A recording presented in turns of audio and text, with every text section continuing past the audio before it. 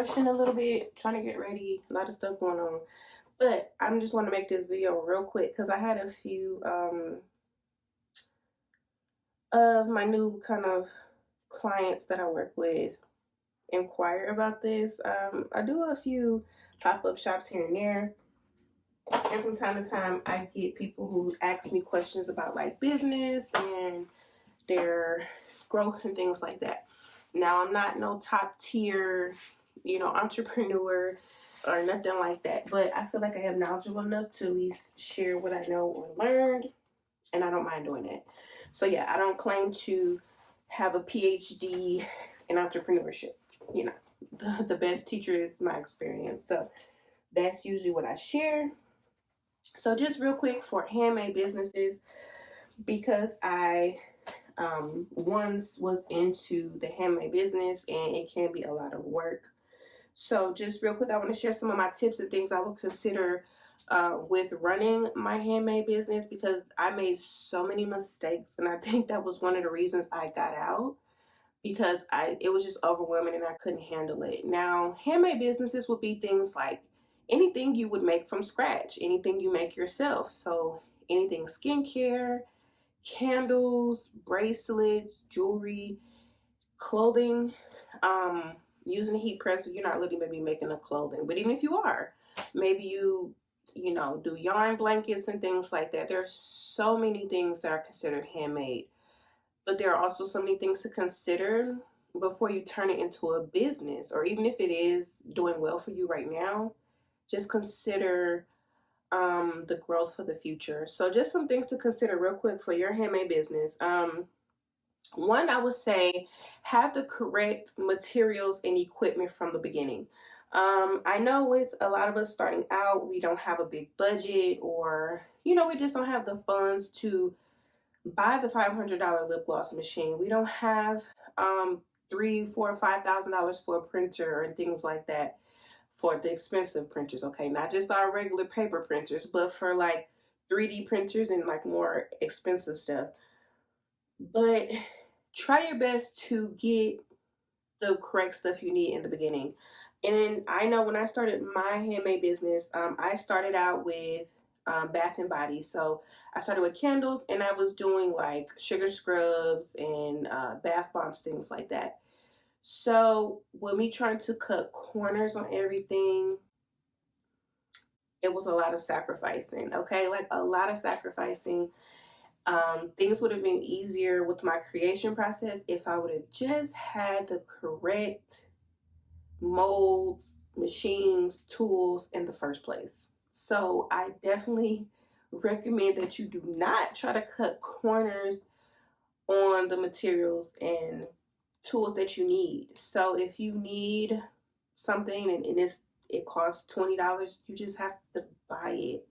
Don't try to get the $3 one, because I promise you it's going to suck in the long run. So that's one thing I definitely learned, and recommend that you just try not to cut corners on the tools you actually need. If you need a blender, a mixer, if you need a certain spatula, just try to get it from the start, because you're going to be so grateful that you have it and you don't have to suffer and try to figure it out. Like, stop trying to use a knife, stop trying to get what actually works. If it is a screwdriver or something random around the house that works, cool.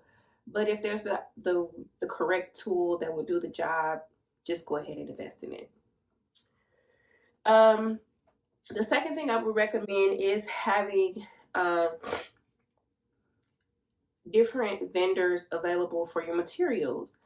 We all saw this in 2020. Everybody started a business. Okay, and so you probably saw shortages maybe in your field or niche, and it was hard to find things that you needed. So you couldn't either make your product, it was really hard, or a specific item you needed was just like wiped off the planet. So my suggestion and what I've learned is to have alternatives. If you have been in business, I think you should probably know that you got to have a backup plan. And if you don't know, don't feel bad, because there is really no handbook to being an entrepreneur. You just kind of figure it out as you go. So this is why I'm sharing this with you. try to have a plan A, B, C, and if you can, even an option D, okay? Because there's nothing worse than having a product that's selling well, doing well, um, or that has great potential and you have no access to the materials. I'm just going to use the lip gloss business for example. Versagel was almost extinct, okay? It was so hard to come by, and when you did find it, it was so expensive, and the shipping times were long. It was ridiculous. So I would suggest that you have an option A through C. In case TKB doesn't have it, you can go to Amazon, and if Amazon don't have it, then you can go to No Problema if they don't have it, so you need to have options. If Amazon doesn't have this, then Michaels may have it. And if Michaels doesn't have it, then Hobby Lobby may have it. You know what I mean? So try to make sure you have places you can always go to get the materials you need so that you're not stuck and completely cannot create your products because you're out of your materials.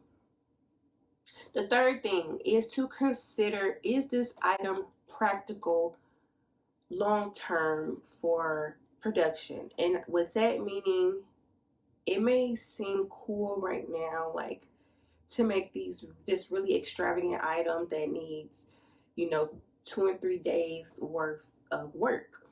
You have to wait for this to dry, wait for this to cure, you gotta assemble it. Is it going to be practical long term? You may have an item that requires a lot of small parts and tedious steps. So if you were to get 30 orders for this item in one day, would you be able to fulfill them in a decent time? Or is it going to be delayed like 2, 3, 4 weeks? And we know customers do not like anything coming 3, 4 weeks later. So it is something to consider. That doesn't mean like, oh, I just can't make this item because it's going to take 5 days for one thing. But I say that if you have an item that is really tedious like that, please communicate that with your customers so that they're not misinformed or wondering like, well, it's been 2 weeks, where's my order? This is how you get chargebacks, angry customers, and other issues.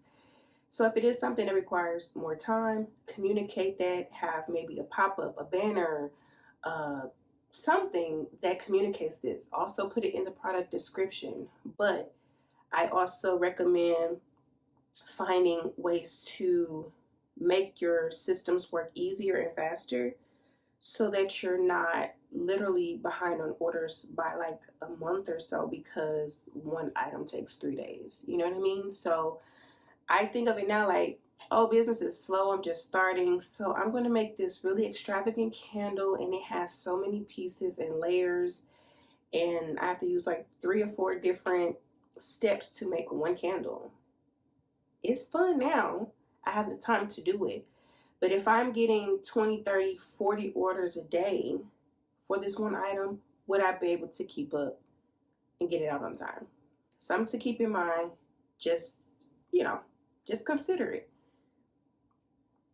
The next thing is the capacity. Do you have the capacity to create your handmade goods? What I mean with this is, for one, the space.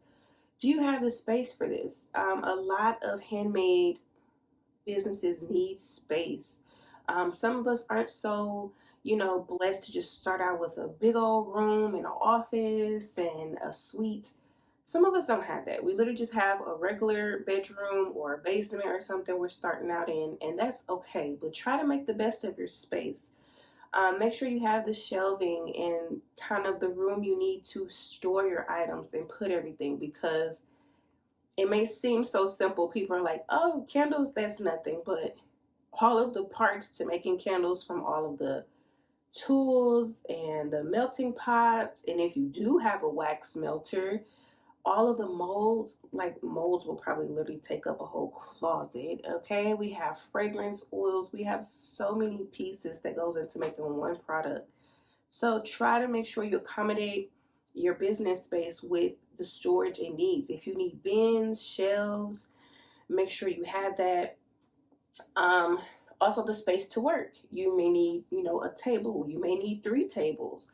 You may need different chairs for different heights and things like that. You want to make your workspace as comfortable as possible, because that was a mistake I made. I just bought like a $30 table from Walmart, like one of the little fold tables. I had got like a little cheap chair, and I was like, oh, this is enough. This is cool. And as I started to grow my business with more supplies, more inventory, and I didn't have any shelves, I didn't have any bin buckets, I had nothing. And I just had all of this stuff on my work table. So essentially I didn't have the capacity to run my business. And so this resulted in errors and just a messy space. So just make sure you do have the capacity and the storage and everything you need to run your business and keep it organized. Have somewhere to put your orders, have somewhere to put your supplies, and all of that. Have a place where your trash can go, maybe boxes that need to be broken down. So just try to organize to make yourself, make your life a little bit easier with your crafts and creations, because I like a nice clean space that I can work, and so you deserve that as well. So yeah, these are just a few things I've learned along the way with having a handmade business. And hopefully these tips help you and some things to consider before you get started, or even if you are starting. So if you are in a handmade business, let me know some tips and tricks you have learned for your business. Maybe somebody else can learn from them as well. So be sure to drop them down in the comment section. And I will see you guys in the next one. Bye.